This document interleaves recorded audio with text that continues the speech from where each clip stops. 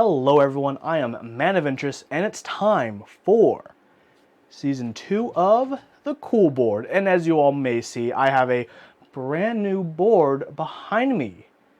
Bigger and better than ever before. One, because it doesn't have a hammer hole in it. And two, I mean, look at this thing.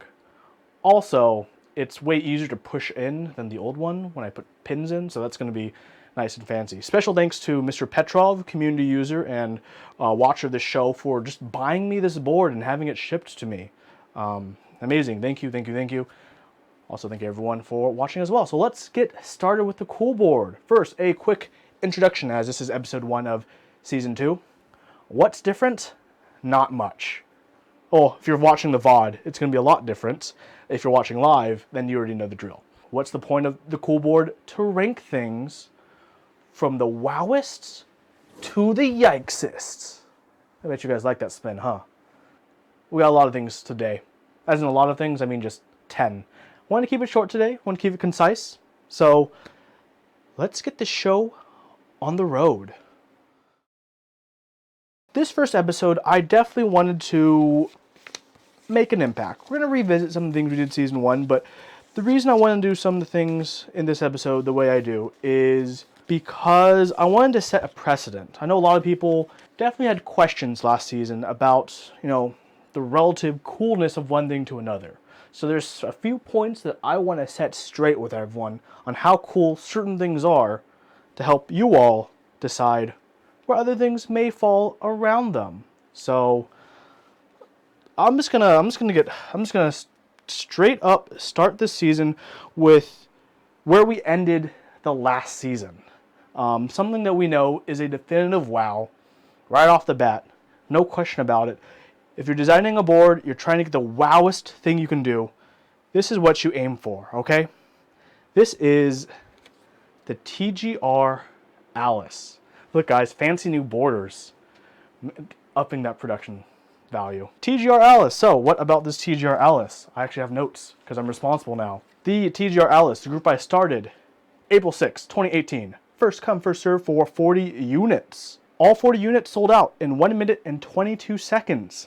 Surprisingly long for a TGR board these days. The case is a full Kobelco 5052 aluminum case, 8-degree typing angle, brass weight, brass plates, available for $463 in black, silver, gray, pink, and red.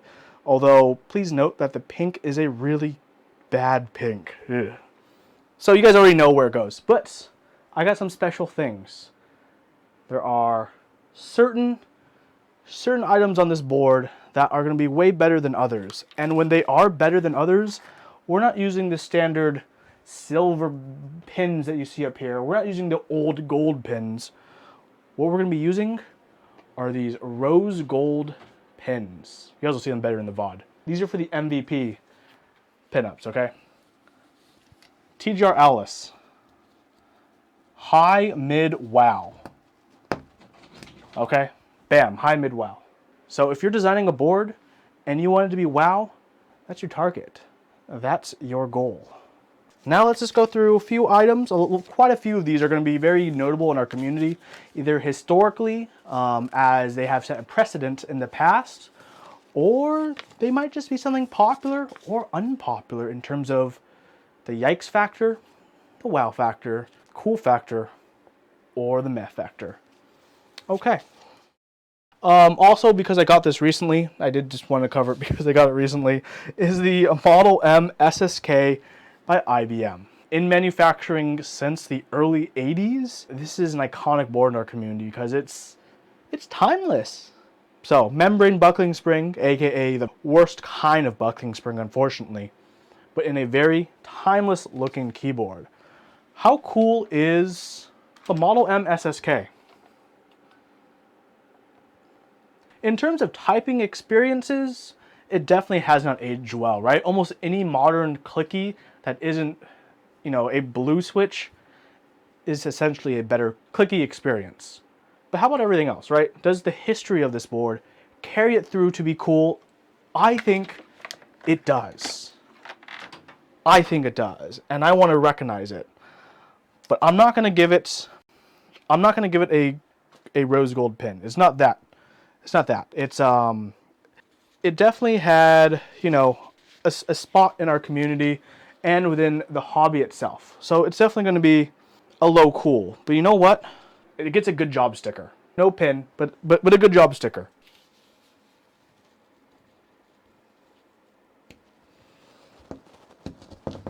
Good job, Model M SSK. You're all right. You're all right. What do we have next? Okay, let's go with something that I would honestly say is very middle of the road, even for an OEM produced board. This is a 65% board that came in a dark and light variant. 65% low profile case, but it did ship with die subbed PBT cherry profile keycaps. You can get it as a kit for as low as $100 or built with switches for up to $180. As Mr. Teha Type said in chat, it is the White Fox and Night Fox keyboard. I think there are a lot of things that put it forward, but at the same time, a lot of things that set it back. Like, it's really thin, which is really nice. It's really cool if you like that aesthetic. But in terms of, you know, the stabilizers sounding kind of bad upon its initial release, I heard that's fixed now, but I definitely had to do work for my stabilizers to get them in a good condition. The accented keys are cool. Like, the keycaps themselves are pretty decent. The die subbing is not too bad. But I don't think this keyboard, you know, really keeps its age terribly well. I think that's gonna have to put it in the meh, right? For $100 kit, I would recommend someone to build it for the sake of getting better at building. But I don't think I would super recommend someone buy a pre-built Night Fox or White Fox for $180. So,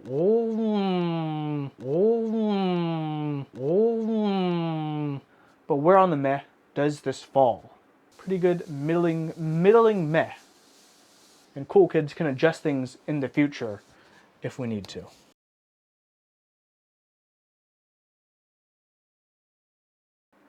Modern and something recent. This just shipped essentially for so many people, myself included. The group I started January 16th, 2019. It's a 60% available in polycarbonate and aluminum. Leaf 60 by Fox Labs.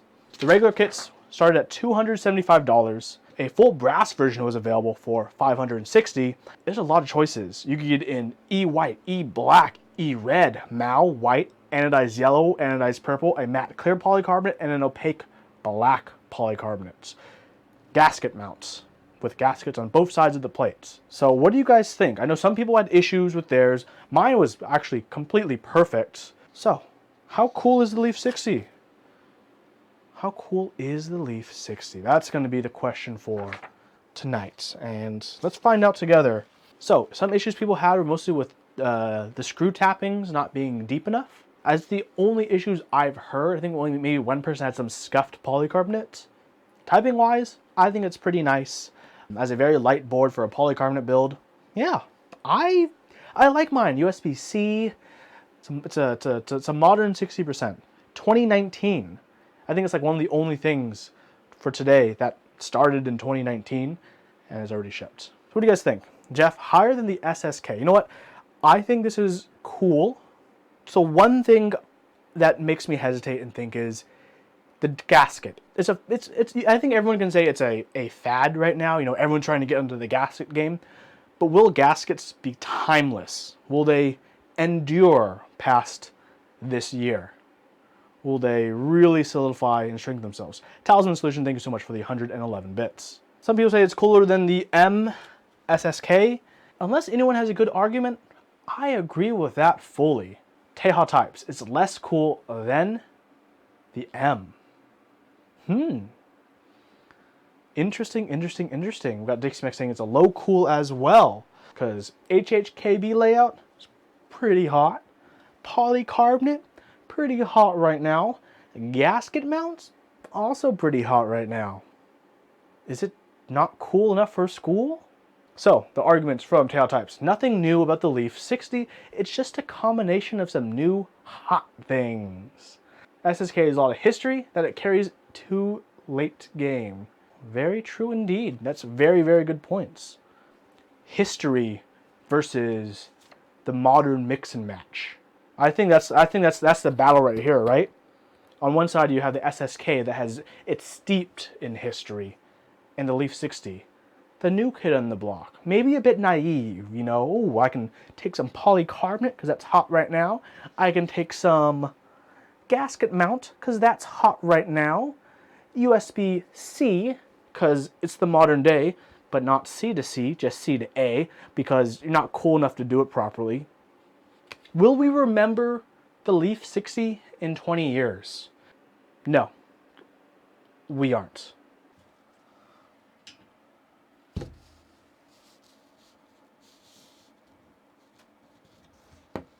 Done.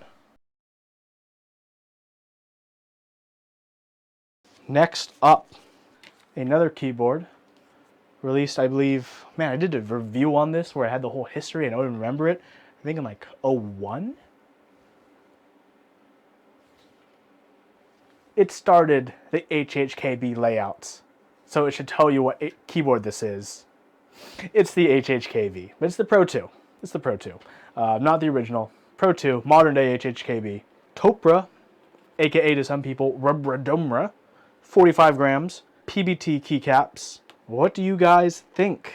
I think this is a mixed bag. I think in the modern day of keyboarding, this keyboard has done so much even with just its layout. If you just took that layout of the HHKB, that has had so much repercussions in our community. Even the layout itself, not even like saying it's a Topra board, just the layout itself already puts this at least mid-cool. I'm all about that diamond arrow keys for all of my 60% boards, even if I don't have an HHKB layout, because of the HHKB. And it did that right. And I think that's one of the most amazing things, especially for a modern board, right? Corner keys? Nah, man. Aesthetic, non-symmetrical blockers.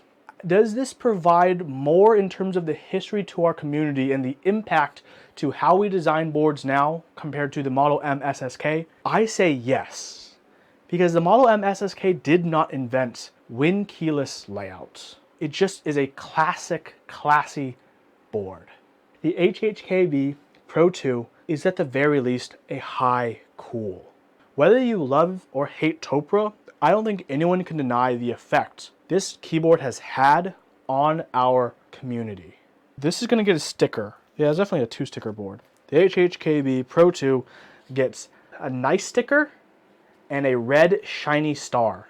I'm going to make a Huey executive decision, low wow, because of that impact on our community. I don't think we can get away from it. Even Topra Fujitsu PFU cannot get away with it. They are going to be bound by this from the day it was incepted to the end of their company, whenever that may ever be. Moving on to the only key set of today. But this is a set that literally is shipping right now. That's why I wanted to cover it, because I was like, oh, it's shipping right now? Someone may have it. This set was designed by a Blotsky. It ran for $125 to $130. It's simple, cool, and clean. GMK Calm Depths. Color matched to the SPSA version. The group buy went live November 29th and ran until January 15th, which is kind of a long run, but they're shipping out now. Group buy price was pretty solid, so is this a cool set? Is this set cooler than like the SA version? Is Calm Depths one of those sets that translated well to another profile? Because I think some sets work well when you can translate them from one profile to another, and other sets should only exist in one profile. I definitely do think the modifiers may be the weakest part of this set. Maybe that should have been tweaked a little bit when it translated to GMK. GMK Calm Depths. Where is this going, everyone? Feeling a meh from the chat. Missed opportunity? I might have to agree with that. And you know it can't be like a wow set because I didn't buy one. So like, right? Right here. Mid-meh. We may move it in the future. We shall see. The board is still young.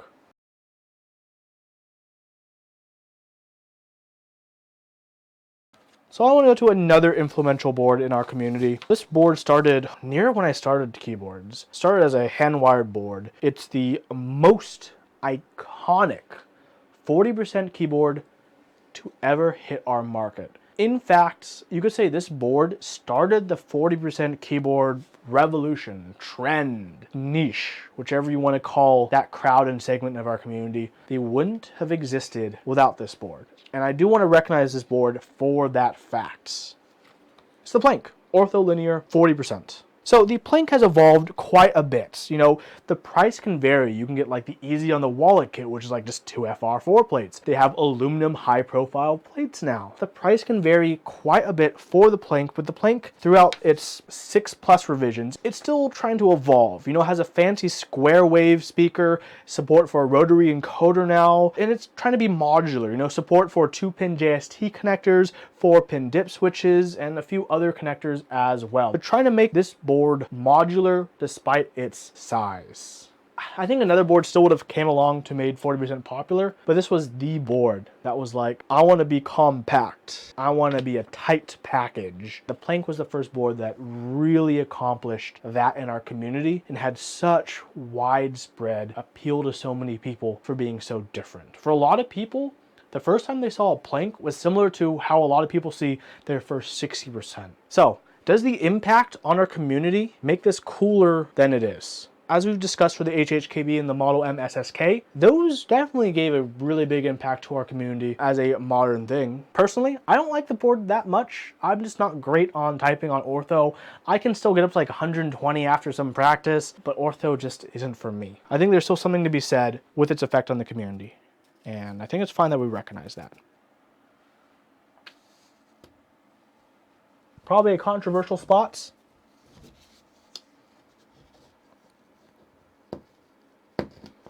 But there it is. We may move it in the future as the board fills up, but we shall see.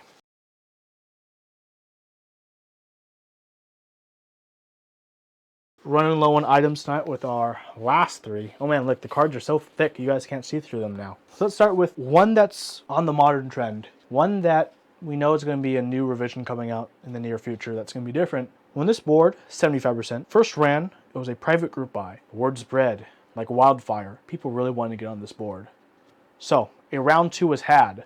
But the round 2 was awesome because it wasn't a group buy. It was just pre-order. We're in stock. Order before they're all out. Hopping on that polycarbonate trend. Top-mounted brass plates. The polycarbonate Singa.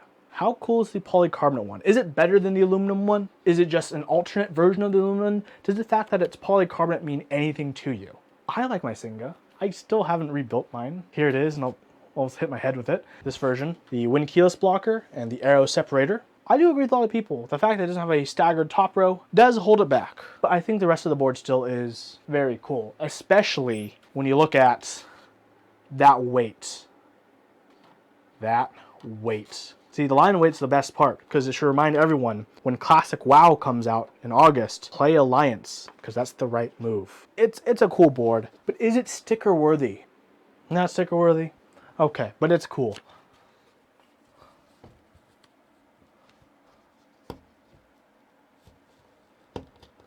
Possibly controversial, but I really do think that the polycarbonate Singa is one of the better 75% keyboards we have in our community. Even though it doesn't have that top row stagger, I think it's definitely up there.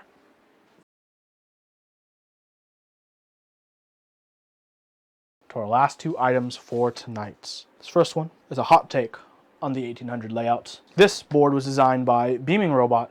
The group I started February 28th, 2018 with only 25 units available at $390 per, with additional $62 to ship to the US. One of the better parts, ANSI only, sorry, no ISO there, 8-degree typing angle, and the brass weight alone weighs 3.3 kilograms. That's a big boy weight, and you're going to want a big boy weight when you have a big boy board like the Kira EXS by Beaming Robots. How cool is the Kira EXS? Is it super cool? Not cool? What do you all think? Got some mez in chat? Okay. Slightly cooler than Singa. Hi meh. Kira name gets around a lot. The Kira name does get around a lot because a lot of people just call their boards the Kira. Non-staggered makes it even worse on 1800. That's definitely one of the big critiques, which is when they smush down that F row, they're like, no stagger. I think the key thing is, if you don't have anything weird or fancy going on, and you have an F row, that thing better be staggered. Otherwise, your scores dropping that way. Okay, so here's my take. Plus a point for that dedicated layout. The fact that it doesn't have that stagger, I think is a kind of a wash, because when this ran in 2018, that mindset of like that F row needs to be staggered if you have an F row wasn't super prominent in our community. Back then, I think a big part of the thought was you gotta fit everything in. You gotta shmush, right? If you're gonna shmush, this point of shmushing is to keep what you're shmushing in. That was the mindset back then, right? Nowadays, it's like, let's shmush aesthetically. A little bit of forgiveness for that.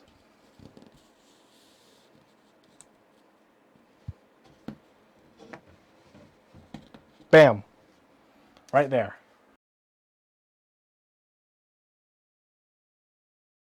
So we have one last item for tonight's quick episode. I know. This last one is like a TKL, but with way more than you need. Designed by Duck with that iconic 11-degree typing angle and those iconic feet. This is the TCV3. The TCV3, the group I started May 5th, 2018. Only 100 units were available for $436 plus shipping. How cool is it? Got some wows in chat. I think it's very unique. I like the uniqueness. I kind of regret not getting, I had two chances to get it, okay? I had a chance from the group I to get it. I said no. Nathan Kim was gonna sell me one. No, I regret not getting it when he offered me. So that was a big regret on my part. I think it has some coolness to it. I'm gonna recognize that weirdness associated with it. I'm gonna give it a green hot air balloon. Bam. It's a cool board though. So I'm gonna put my foot down and I'm gonna say, I don't think it's a wow. Just because Duck PCBs. I would actually otherwise very strongly considering putting it in the low wow category.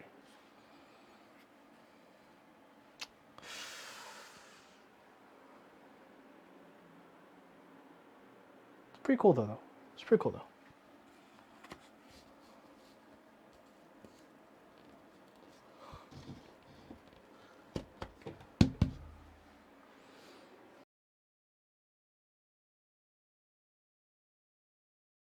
So, what do we have today? Of course, we got the Alice, the wow. This is, if you're ever designing a board and you want to like make an impact, aim for being as impactful as the Alice, but for yourself, of course. We've got the HHKB Pro 2. We've got two stickers, right? It's influential on our community to a great, amazing degree. And the cool, we got the polycarb Singa, that polycarb goodness, brass plate top mount. It's a classy, good 75%. TCV3, very unique, held back by PCB, but otherwise hunky-dory. Model M SSK, you cannot deny the classiness of a Model M SSK. Leaf 60, new kid on the block, pretty cool, but got a lot going on there. You got polycarb options, you got now options, you got E-white options, gasket mounts, USB-C, you got a lot going on. Plank, while a lot of people may disagree with using the plank, it's definitely set a big trend for 40% keyboards in our whole community. So many of them would not exist or have the inkling of existence without it. Kira EXS, pretty decent, but people want that staggered F-row, and Kira EXS has it not. GMK Calm Depths, pretty good. Let down a little bit by the modifiers, but otherwise a pretty good price. Had a very long run, very chill, very cool. Was a decent translation from SA to GMK. Finally, White Fox, Night Fox. If you're ever gonna get this, get the kit, not the pre-built. You'll be in decent hands. Stabilizers may need work. Would probably recommend putting a sorbethane inside of it. But the keycaps it comes with are pretty decent. For people starting out, easy to program. Actually works USB-C to C, not just C to A like most boards. Here's episode 1 of the cool board. Episode 1 of season 2. Well, for people watching on YouTube, the VOD's gonna cut soon. So people who are watching on YouTube, thank you so much for catching the VOD. I hope you guys like this edited, abridged-ish version of the cool board. So thank you everyone so much who's watching the VOD. Let me know what you guys think about the VOD and the editing and how it turned out. It's been a very simple first episode, and I wanted to keep the first one very simple, very grounded before we get into some weird shit.